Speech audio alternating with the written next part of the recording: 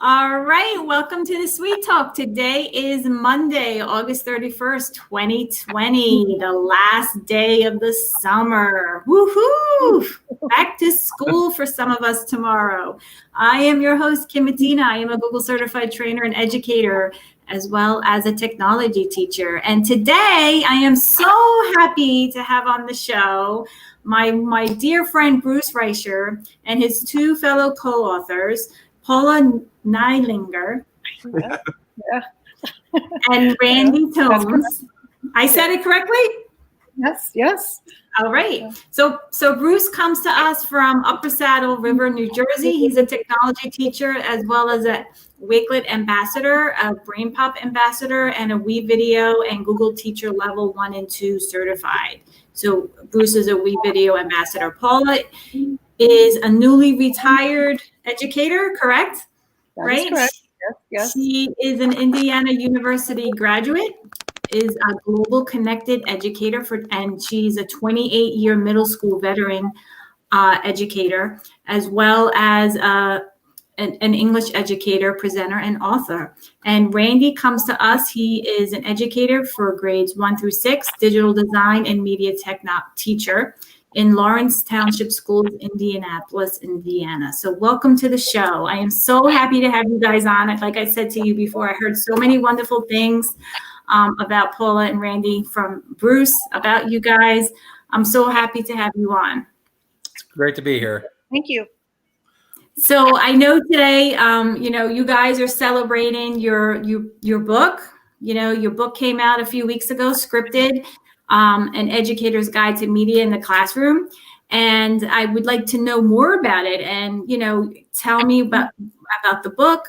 It's not just specific to WeVideo or a different video recording platform. It's more geared for methods and best practices and how you can use it in the classroom and how video really makes an impact on student choice and creativity.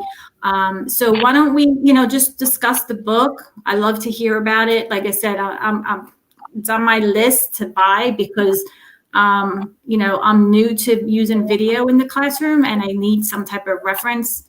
And I think this book would definitely help me. So we always let ladies go first. Go ahead, Paula. Okay. Well, thanks for having us again. Actually, you asked a great question right off the bat because the book is for anyone, and you're a perfect example because you are like, I really don't know where to start. I've never used video, and that's kind of why we wrote the book, was for people at any level. So whether you are just starting or you're like, well, we have a little bit, but I'm not where I want to be. That's the purpose of the book, is to help any level person and also at any level in the school. So it's designed for K through 12 and above. No. And I think originally for the three of us, when we talked, we looked, Kim, for some type of manual, some type of book. And frankly, the only books that we found were from 2005 and 2010, which doesn't seem that long ago, but for technology is a lifetime ago.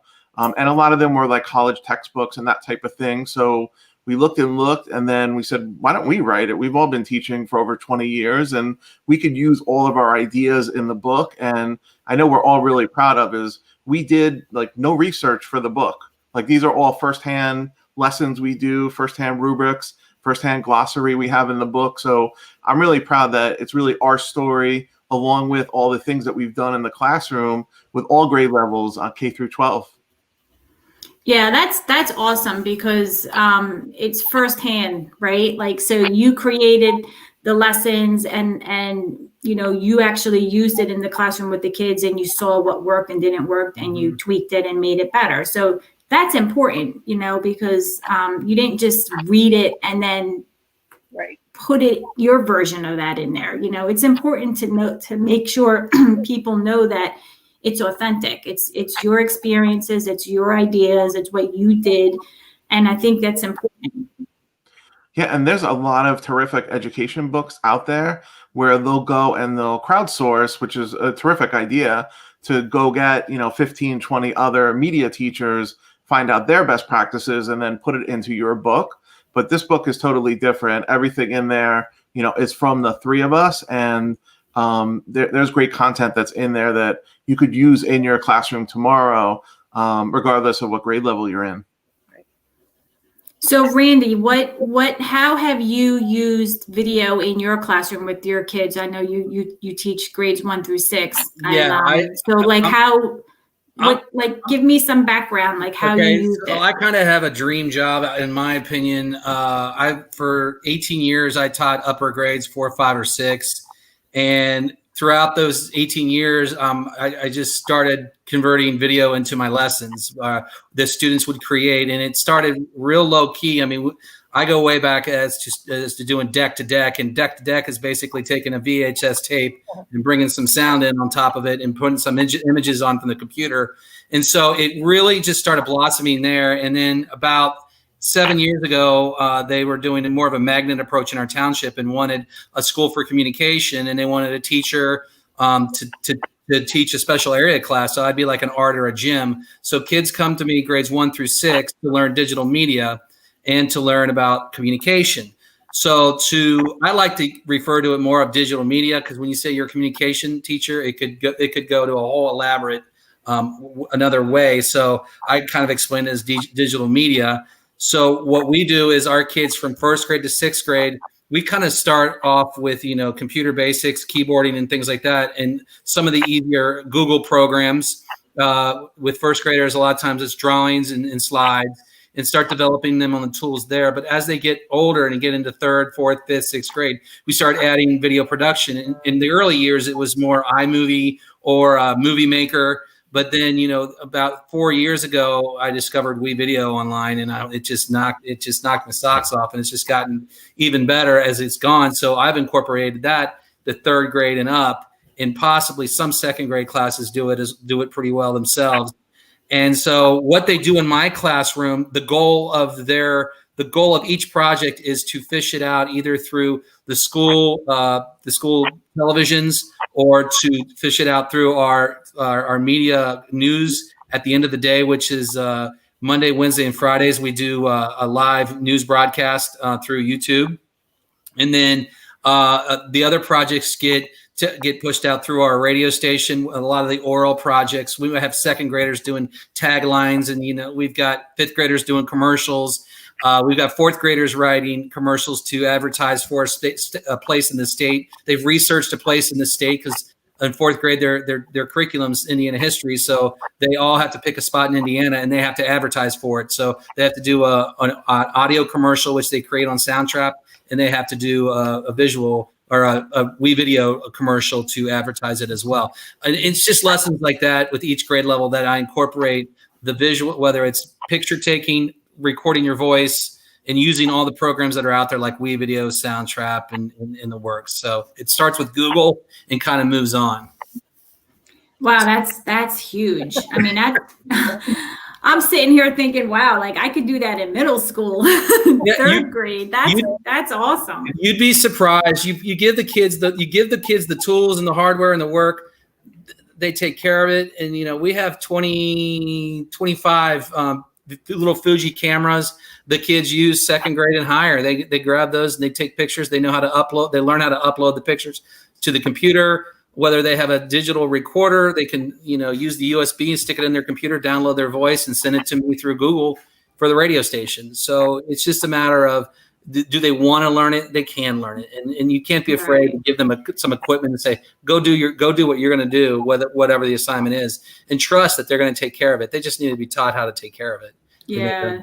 And Kim, one of the coolest things is in writing the book 2 years ago, spring break, I actually went out to Indiana when we were writing the book in Starbucks and a coffee house, and I got to go to Randy's school. And it just shows you, if you set the bar high enough, students will do it. I have students who, they're 8 and 9 years old. They're putting on headsets, they're on the radio, they're on the TV show, and middle school, elementary school, and high school, you wouldn't know a difference. These kids went on, they knew what they were doing. Right. And what's really impressive is everything is live. There are some pieces of it that are recorded. And I think it's really a lesson of, if you set that bar high enough, then any student, really kindergarten through 12th grade, they'll reach up and, they'll meet that bar and do things well in your classroom. and they're all creating, and they're all enjoying what they're doing, which I think is another important point of, I know the three of us, we're not going to give a test of the 20 different parts of a camera. Like they're going out and creating, right, rather than learning about the history of it or maybe do worksheets on it. And kids gravitate to that. And it's interesting because there's so much to learn. Take WeVideo for an example. You can start off in third grade and teach them how to put a picture and some text over it and some music under it, and they can put together a pretty decent 30-second commercial for our newscast. So the newscast goes to commercial break. Here's a third grade commercial. But sixth graders come in, or fifth graders come in. It happened to me this week. These fifth graders came in. It's like, well, we know WeVideo. Oh, your assignment's to create a video about you. Well, I've already created a video about me for my teacher, not the one I want. I want you to do screen and screen. I want you to incorporate green screen. I want you to incorporate a narration over. And so you give them the tools and teach them the new tools that are within WeVideo. They're never too young to learn something. I mean, there's so much to continue to learn. I'm still learning about WeVideo, but it's kind of cool that these kids realize, oh, maybe I don't know this program as much as I thought I did because I'm taking the next step. I think it also shows too that, none of us have any students that have never known the internet.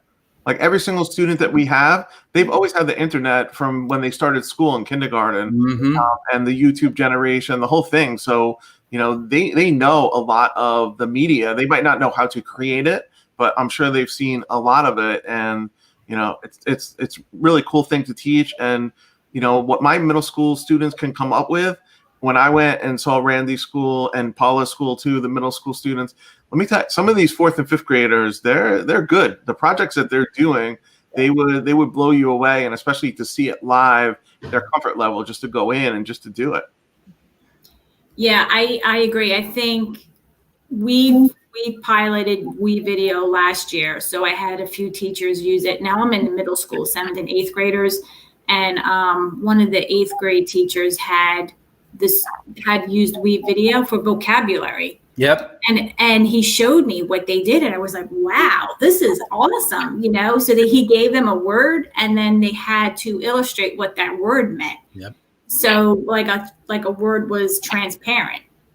So, a student took a cup of water and showed it, and that was transparent, to them. So it was a really great way to use the video and the creation, and then it was their interpretation of what that word meant. So to me, it clicked in like, wow, this is like using the media and the video in the classroom is really powerful, because got to see all the different creations and all the different interpretations of what the students came up with, not what they were given. They gave them the teacher gave them the word, and then they came up with the interpretation, which I thought was powerful. And that's really what using the video and media in the classroom is. It's empowering the students and take ownership of their work so that they can become the creator and take what they learned and showcase it really, and I think it's great. I started playing around with the green screen last year, right before COVID hit.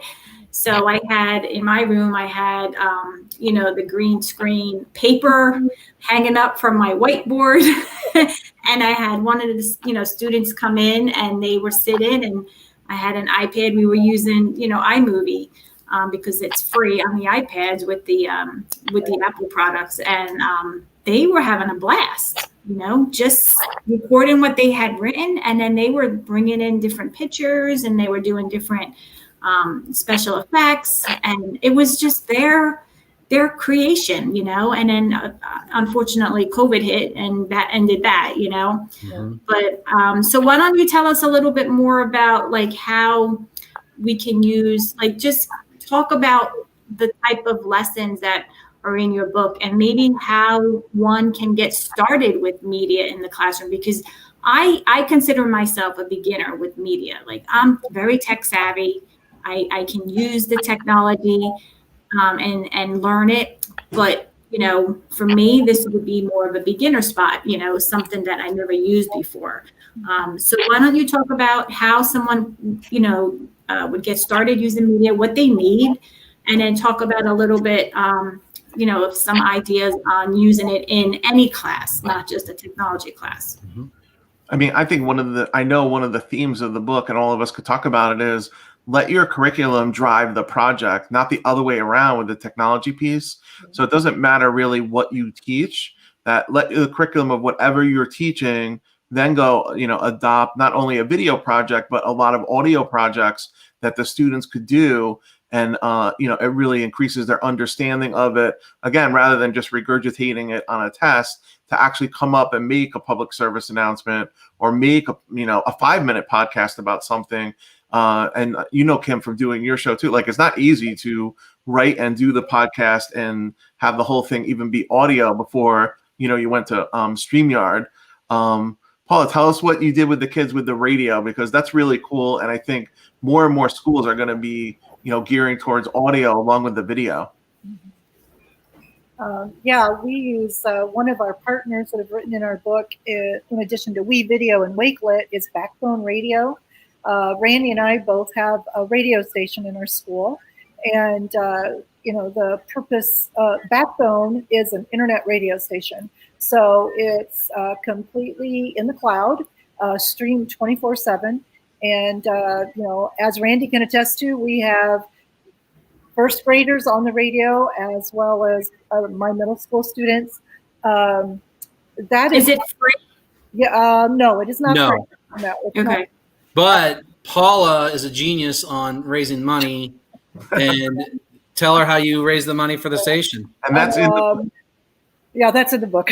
Well, actually, we really didn't have a program when we started. So we went out into the community, and the students got sponsorship themselves. And so they would go into businesses that had something to do with middle school. So we'd go, to cupcake places and ice cream shops and those kind of places.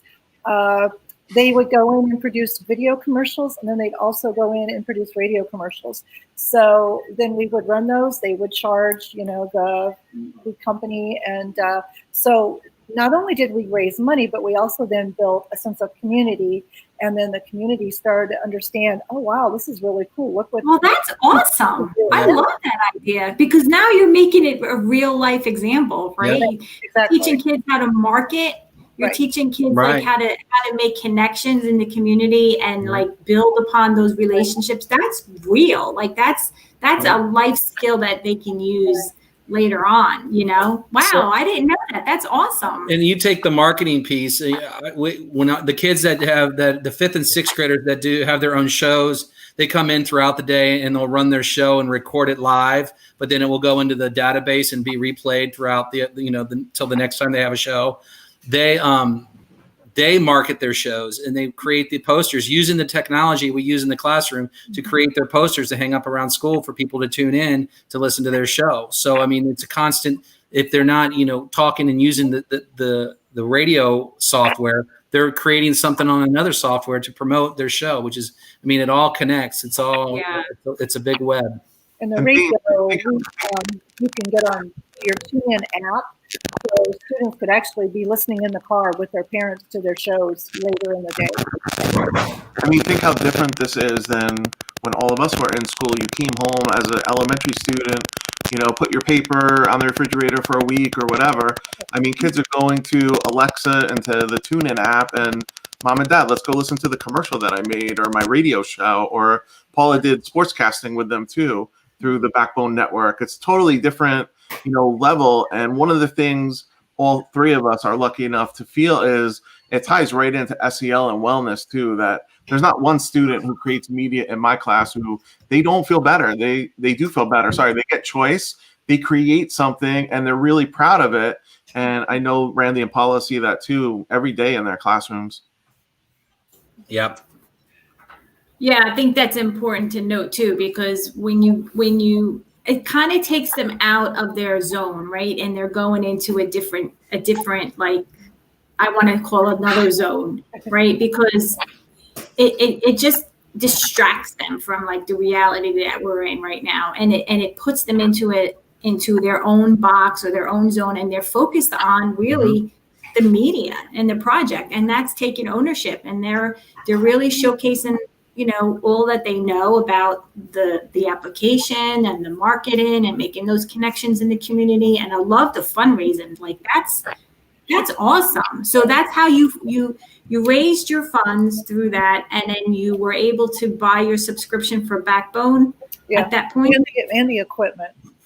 And the equipment. Wow. Yeah. So now your kids are streaming live to Backbone, or does it get recorded and then played on? Backbone's in the cloud, so you can stream, you can record live, or you can record it, program it so that it plays multiple times a day. It's 24/7. 24/7. Yeah. Okay. It's and what kind of equipment do you need to get started with that? The great thing is with Backbone, you basically need a computer, a Mac computer, a microphone. That's it. That's about it. I mean, That's it. Yeah.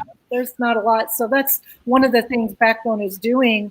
You know, I kind of told them, I go, you know, one thing that would help schools is maybe put together a package like, hey, here's all you need. We'll actually buy it for you, send it in a box, and you have everything you need to get started. Yeah. I But bet you a lot of schools would jump on that, because like I know in my school, in my building, they do a live stream every morning, like the morning announcements, and then they go through like the weather and everything. It's like, you know, almost 10 minutes, something similar to what you do, Bruce. Yeah, and in your school, and they tell everybody, okay, you got to put on, you know, the channel now. You have to play. They do something through the internet. I don't know the network, and they tell everybody, okay, at 7:45, you have to put on GMTV, and it's on and it's live, you know. But to have it on the radio, I think that would be cool. Like it's just another way of presenting that information. Another positive about the radio going live is you can, the kids at home, especially now with COVID, the kids at home can call into a Zoom call, and that goes straight into the soundboard. And so I have kids calling in now on Friday mornings for their show, and one of them are at school, two of them are actually at home, but they're putting on their show for the school, and two of them are in their bedrooms, you know, just talking through a Zoom call, talking about the music and doing the radio contest right there for, you know, 20 minutes every Friday morning now, because two of them chose to stay home and one comes to school. So they just connect through Zoom, and then they broadcast their conversation. You just connect your computer connected to the soundboard, yeah, and it connects to the radio station, and you're live. Wow, that's awesome. Wow, like I can't like comprehend any of that stuff. The other thing too that I've seen live, and you have to ask him about it. Randy also has the kids DJ records on Fridays. Yeah, they do. They play real vinyl. They play real vinyl on Fridays. Back in the 80s. Yeah, we just plug that. But you have to teach them. But they get motivated to start researching the artists they're seeing on this vinyl. So they'll talk about the artist and give some background. So it goes even further with, okay, I'm not just talking about music or introducing a song. I'm going in and I'm researching this person, finding the positive things to talk about them before I introduce their song, and here's their song. And all these different examples are really like, it's not geared for high school. Like I love that you're using them like really from elementary all the way up. Like you can take the radio, the broadcasting on the Backbone radio, and make that into a high school sports channel. Yep. You know what I mean? It's the easiest thing. We've taken it to our elementary basketball games. Yeah, I mean, that's awesome. And then like, you know, to bring it back down to elementary, you can zone in on a novel or anything that they, you know, want to share, like maybe with what they're doing in the community or something. And you bring it back and forth that way, and you differentiate it, you know, accordingly. But I love how you're actually giving examples, and you're not saying, okay, we're using this in elementary. You're saying examples, and it really can be used K-12, like you were saying. It really can be. Absolutely. Yeah. Especially with podcasting, you know, you get someone on, well, even WeVideo now you can do a podcast on, or Soundtrap, and they could sit in the classroom, prepare their podcast together, put it into a package, and share it with me through Google. It just gets put into the database on the radio station, and it's out. Yeah. And you're exactly right too, Kim. Even though Randy's elementary school, Paula's middle school, high school. Who wouldn't want to go call high school sports games? You could call these games and listen to the stream live, or go back afterwards and you program in a schedule, and then you could listen to whatever game, your son or daughter, might be in. So I don't know if there's any district yet that does this. Randy and Paula might know, but it would be cool if there was a district, elementary, middle, and high school, they all did the Backbone radio. You would have kids starting in elementary, and by the time they got to high school in 9th grade, they would be aces. Yeah. Like, it would be unbelievable on the radio if they had it, for that long, because they would have had prior knowledge of doing it. And that's one thing we do. I mean, to go to a high school football game, my junior high kids go to high school football games and go up and do the games live, and they just take their computer up. That's all they do. That's all you need. They learned how to play-by-play broadcast just by doing it. So, Yeah, I mean that's how you all have to learn, right? You just have to dive in and do it, and then you learn on the fly. But I mean, like you said too, Bruce, like, you set the bar high and then you let the kids just go with it, I really now let me ask you one question. That Backbone Radio, is it an app or is it all web-based? Like, can I log in through an app and download an app, or no? No, it's not an app. It's software. So actually on our website, we have the link on there for Backbone Network, and it'll take you right there. They have, all three of these companies have fabulous customer service, and they really they go into your computer and they program it for you, and it's ready to go. I mean, so you actually need a computer. You can't do it on a Chromebook? Chromebooks do not work yet. Mac works the best right now. Okay. They're working on Chromebooks and even Windows, but right now Mac is the best one for it. So okay. You listen to it on the app. You wouldn't create it on the app, but once it's on TuneIn, then if you have the TuneIn app, or I know like my Alexa at home, it has it because I listen to Paula Kids. Their show is, I could say the call letters of, what was the call letters? Storm Radio. Yeah, I would say play Storm Radio. Okay, finding Storm Radio on the TuneIn app, and then through Alexa, like her kids. Yeah. Oh, so you listen to it on TuneIn?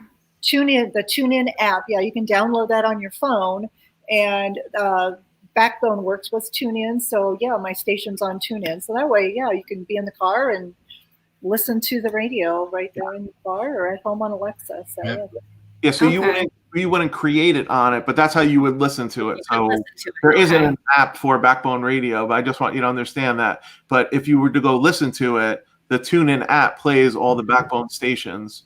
So once you do the call letters, you could have a student who creates it at school and go home and just call and it. They can download the app and listen to it. Right. And I also have it, I think Randy and I both, they're also on our actual school website.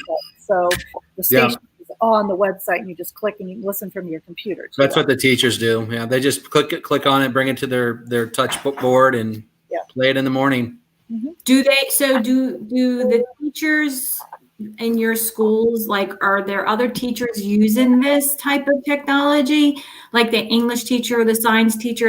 Or is it just the technology teacher? They're starting to really get, especially with WeVideo in our township, it's really starting to grow, and they're starting to bring that into their regular classroom. But as far as using, Backbone Radio, I would love to see a teacher, just a classroom teacher, say, I want to do this. My kids, in fact, we put all of our, and Paula did too, we put ours on a rolling table. So there were a few teachers the past couple of years where once a week we would wheel the station into their classroom, and they would broadcast from their classroom with no problem. And you just teach the kids how to use it. So I would tune into their broadcast from their classroom just to see how they're doing. But yeah, other teachers are coming on board with it, definitely. And we take it like to band concerts and choir concerts. So if a parent can't come to the concert, it's just playing right through the radio live as it's going on. So, it has, the applications, like anything, you can do anything you want to do, And Kim, we get the question all the time, like, how do you start? We don't know anything about media. I would say one of the number one ways, just ask the students who are in your class. Like Randy and Paula have all those kids trained who have taken their class. They know exactly how to run it. So it would just be a teacher saying, as an extra extension activity, if you wanted to do a podcast on your whatever the topic is, instead of maybe writing a paper or even making a movie, is anyone able to put it on Backbone Radio? You would get all of their kids raising their hand and they would know exactly how to do it. So I think that's a good tip for a beginner. And we get that question all the time of, I don't know anything about it as a teacher. How would I start? And, for me, I ask the kids myself too, even though I know how to do it. They're doing things in the class I've never even seen before. Right. Now, let me ask you this. So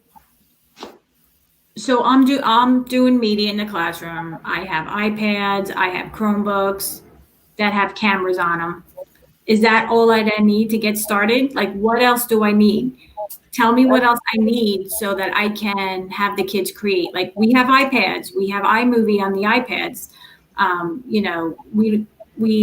have a WeVideo account. The kids don't have a WeVideo account now. Do you have a YouTube channel or anything where, these kids or some, I think the most important thing, you have all the tools for the creation. Do you have the tools to get it out to the public? Do you have a YouTube channel? We have a YouTube channel. Do you have a television in the hallway that you can hook a computer to and show their work that they're doing? Because the kids are more motivated when they know their work, 1st grade through 6th, when they know their work's going to be shown, whether it's a poster they're making or a 30-second commercial they're making. The kids are motivated when they know that they're going to walk past going to lunch, the big TV in our hallway, and see what's something they've done showing to at least the school. But if not even at least the school, being broadcast through the radio to the community, or being broadcast at the end of the day live through YouTube, through the school YouTube channel. Because a lot of the stuff they do create, you put in your package for your daily broadcast. That's interesting that you say that, because we have YouTube open. A lot of schools, they still don't use YouTube and it's blocked. But what if your school doesn't have YouTube enabled? What would you do in the case like that? Like, get your school to enable it? Well, sometimes it's not that. Sometimes it's not that easy though. Like, I've heard, other educators complain about it, and sometimes it's really difficult for you to convince them to unblock it. So what would you do? Would you just kind of maybe put it in like a presentation, and then just auto loop it? So I would put it into a presentation in your Google Drive. Okay. Put all the videos into a folder, and then that's what I'll do sometimes when I can't get all of them onto the newscast. I'll put all the finished products into, whether it's a Indiana commercial or a movie review or movie trailer that they created. They will go into a folder on my Google account, and I'll just bring that Google account up on the computer that's connected to the TV, and we'll run that in the hallway and on a loop for a few days where the kids can walk by. Also, it's not unusual to walk by there and see, classrooms sitting out in front of it, just waiting for all their work to show up. So it's kind of like a showpiece. The other thing you could do is, Kim, I am one of those schools that they don't want our stuff on YouTube pre-COVID. Now things have changed a little bit. But what we did, and similar to Randy's idea, but even to put it out on the web and publicly, is there's a link on our school website that goes to all the students' CTV shows, which is the 8th grade live show that we do. They were adamant. They didn't want it on YouTube, which is, it was fine. So what I do is similar to Randy. I put everything in a public Google Drive. I make the folders, the months of the show, and then off of the homepage of the school website, when you click see the student TV show, it just opens up that drive, and then you can go find whatever content you want. And they can go in and click on it. Yeah, you just click on it, and I made that folder public and open. There's no login at all, and they can see all the content. So along with what Randy's saying, which is great to play on all the TVs in the school, you can also promote it that, in my school, they all watch it live anyway. So for the parents, they're not in the school anyway to see the TV, but they can go onto the school website, just click on that one link. And I think we have 3 or 4 years of shows that are up there now, just in folders within folders in Google Drive and share. Post it to Facebook. Post the link to the Google on your Facebook account. That will take them straight there as well. There's videos that we can't put up on YouTube. It might be a song that copyright or whatever. We'll put it into our Google Drive. If it's a really good project, the kid wants to see it. we talk about copyright and we talk about, we can't make money off this for a school, but there's always a circumstance where there's something that YouTube won't carry. You could always put that link up straight to the Google Drive. The big advantage of YouTube also, Kim and everyone, is, I know Randy does and Paula too, is then you have the parents, if you have a YouTube channel, which I don't have yet for the school, you have the parents subscribe to it, and then they get a notification every day. There's a new show, there's new this, there's new that, and you can really increase your viewership that way. And then what I did is I actually incorporated website design into my class. So we have a class website that's hooked to the school website, and so we run our television and our radio both through that website. So that's another way that we get it out. So. And that's all on your scripted website. Do you have samples of that all on your scripted website, or no? Yeah, we have it because it goes through the scripted website. There's a Wakelet board that's in there, and inside the Wakelet board are all of our websites that we've created, and all the student TV shows are in there. Right. Okay. It's all. Yeah, I definitely want to look into it because I like the idea of what you were saying, like putting things out on YouTube and then just play it like throughout the day through a TV in a common area of your building, and or even like doing it towards the end of the day, whatever, but just having it available so that the kids can see like their creation and their work. That's like they're proud of that, and you want to showcase that. That's part of like the presented to a larger audience.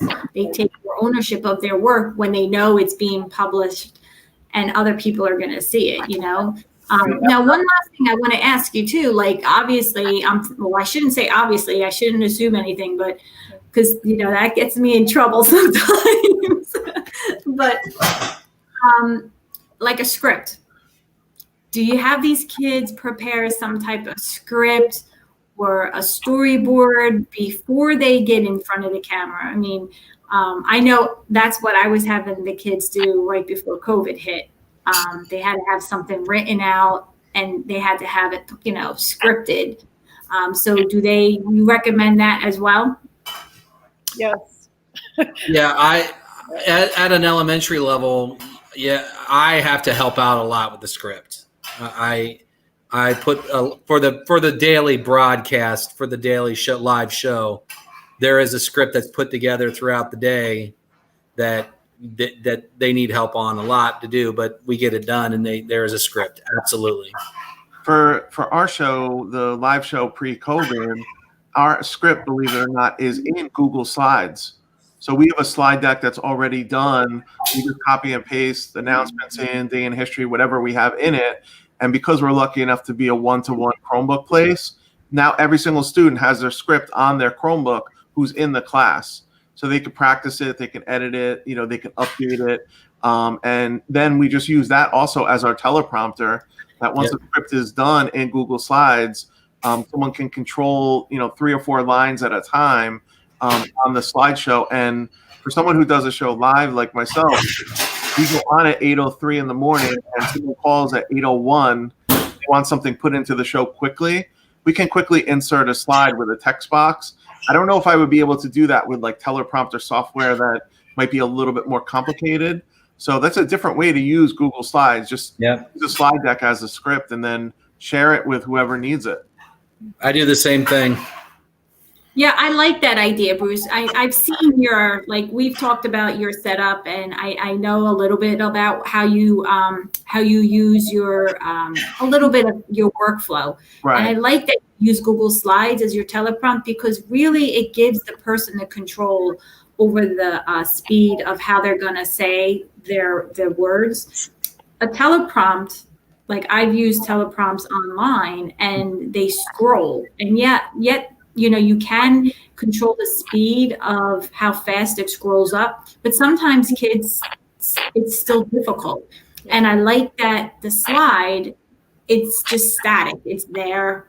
The kids can read it at their own pace. And then when they're done, they hit the next button or the arrow and they go to the next slide. With the teleprompter, it just keeps scrolling. And then sometimes it can be more nerve-wracking for the students too. I mean, The other part that we do, I think all of us do in different ways, is if it's not the live show, like I know when students do video packages for the show, then they're pretty much going through the whole writing process as video of brainstorming, planning, researching. They will write all their introductions and all their questions.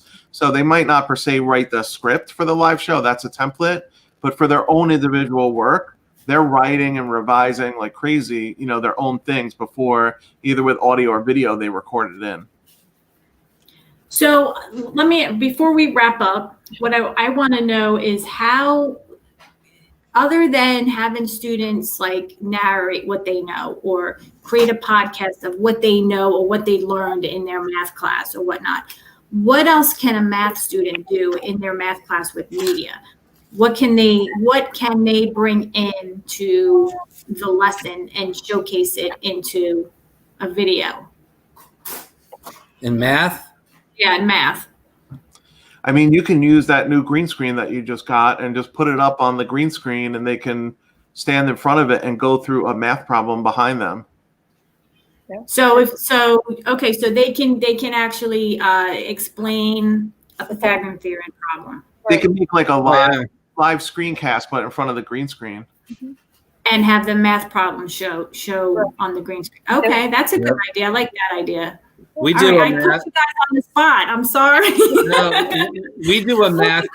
I just like sometimes like I have such tunnel vision that I need that little poke to give me ideas on how I can actually get past that tunnel vision. I need to see it, like I need to hear it, or I need to see it to be able to apply it. Sometimes it just doesn't happen in my head like that.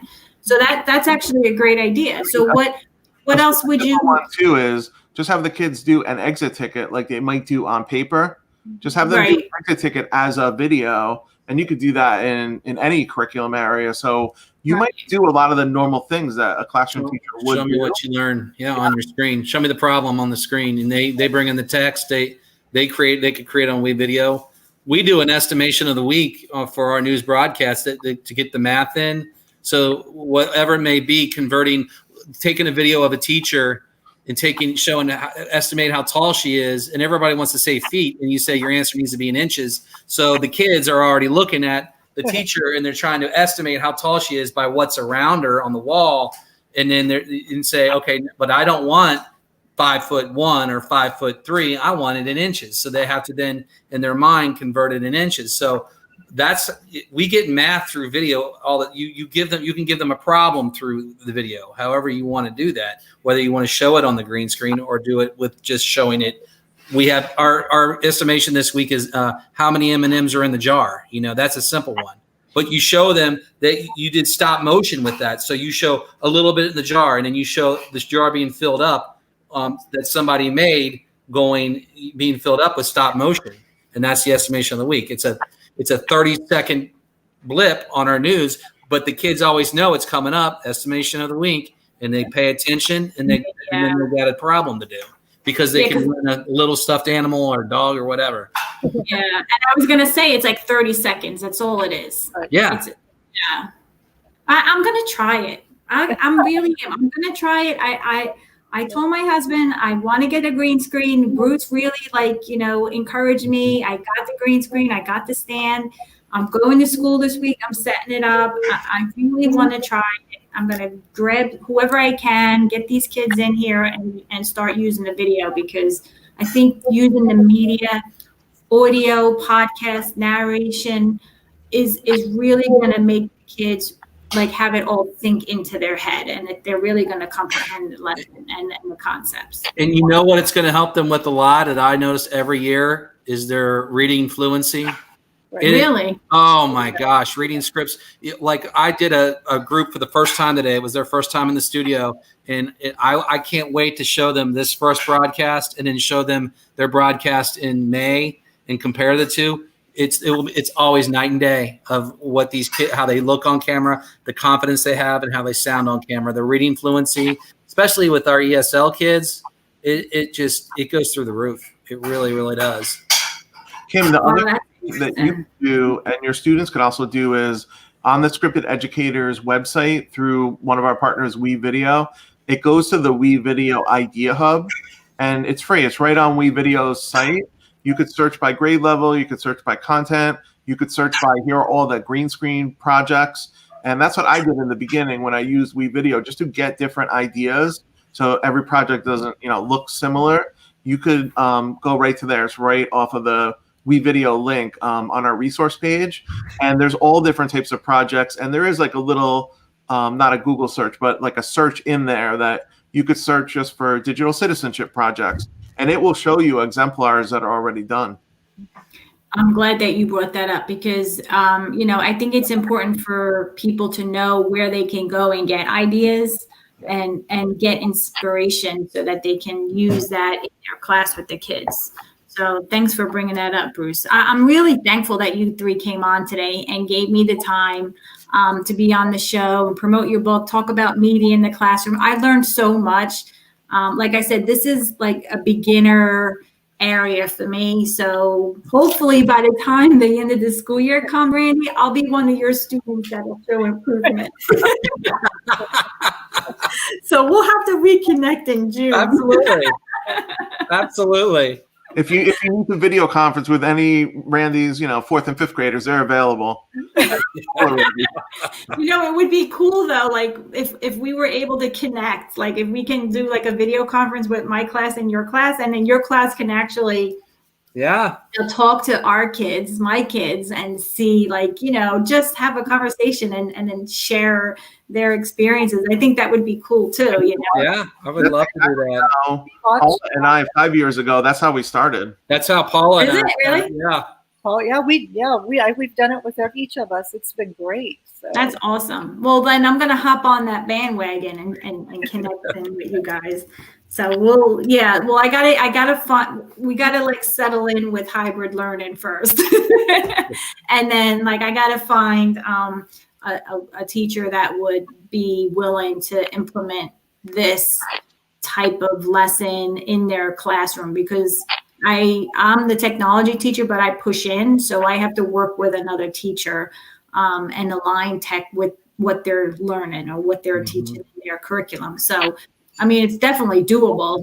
It's not like it'll definitely align, it's just I got to find somebody. So I'll be in touch with Bruce, and then I'll let him know, and then maybe we can connect. He's your guy. He's in school every day with his kids, so any of us are more than happy to help. Yeah. Well, I'll be in touch. Let's just put it that way.